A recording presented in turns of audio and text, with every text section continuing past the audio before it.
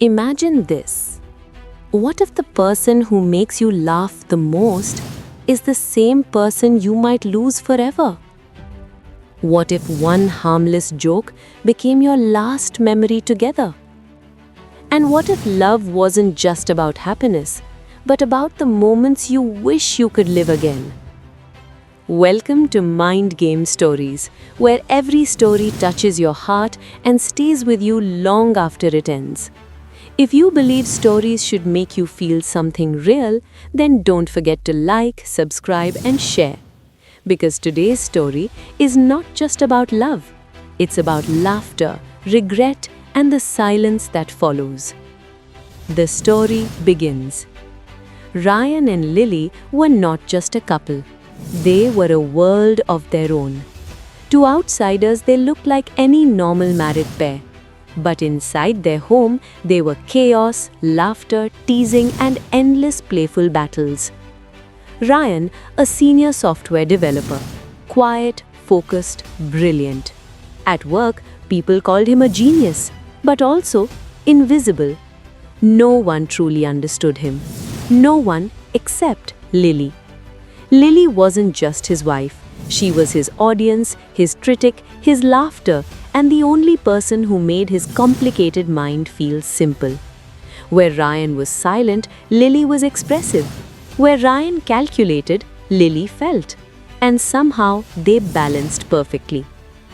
Underrated genius theme. Ryan wasn't just a developer. He was building something bigger. A system, an AI-based emotional assistant that could detect human feelings through voice tone. He called it Echo. But no one at his company believed in it. This is unnecessary. This won't sell. This is too complex.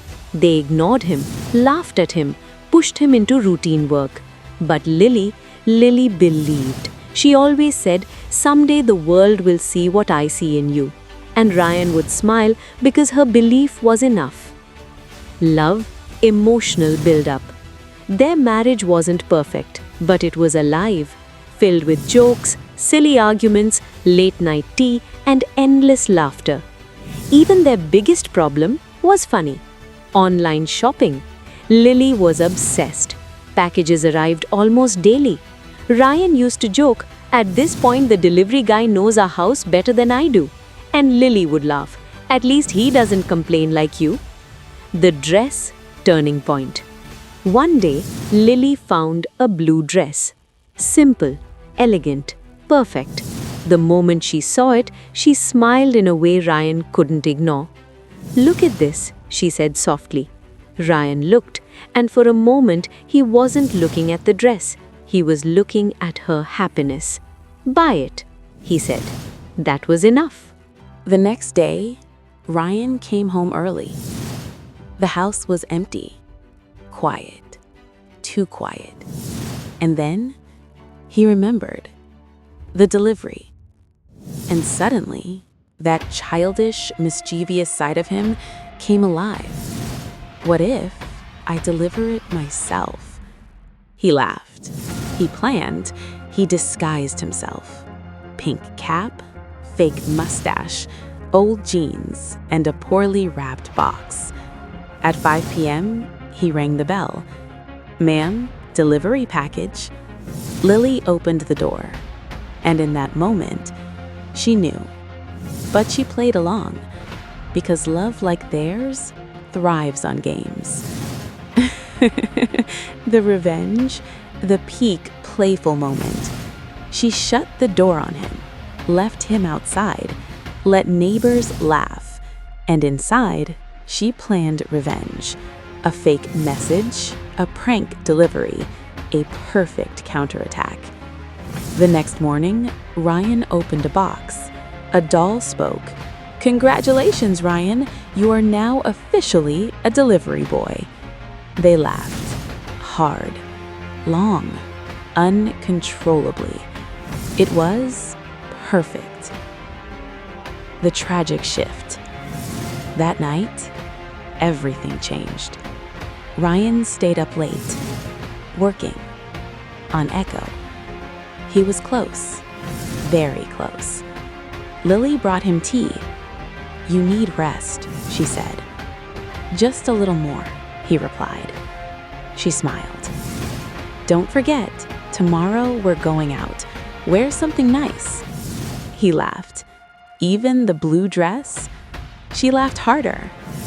That was the last time they laughed together. The tragedy.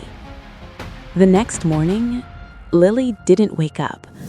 At first, Ryan thought she was joking, sleeping, pretending, but she wasn't. A silent heart condition, undiagnosed, unexpected, gone in her sleep.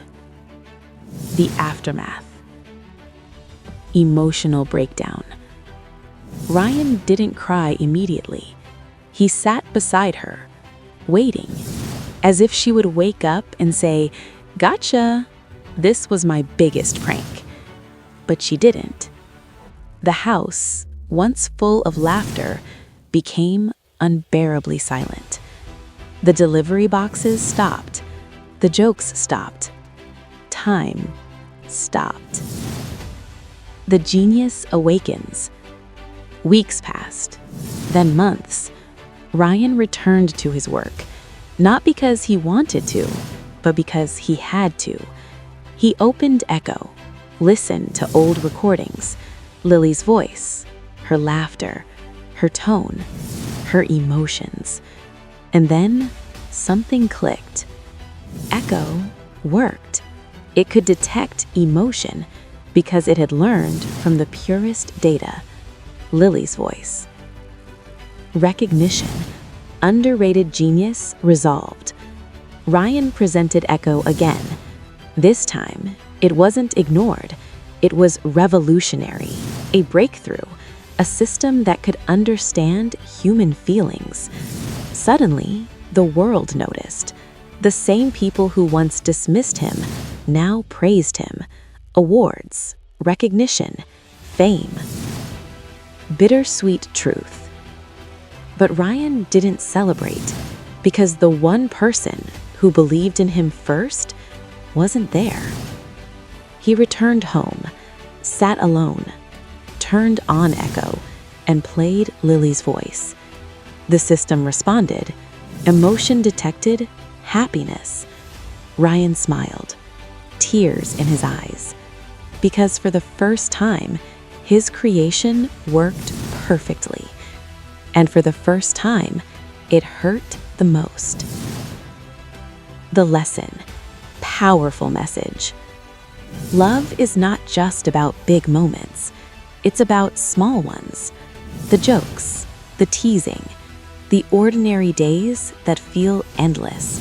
Because one day, they won't be. And you'll wish you could go back to one more laugh, one more prank, one more I love you. Outro. If this story touched your heart, don't just scroll away. Take a moment. Think about someone you love and remind them today. Because time doesn't warn us, and memories are all we get to keep. This is Mind Game Stories, where every story has meaning. Don't forget to like, subscribe, share, and comment what you felt after watching this. And tell me, if you were Ryan, what would you do differently? Until next time, stay kind, stay human.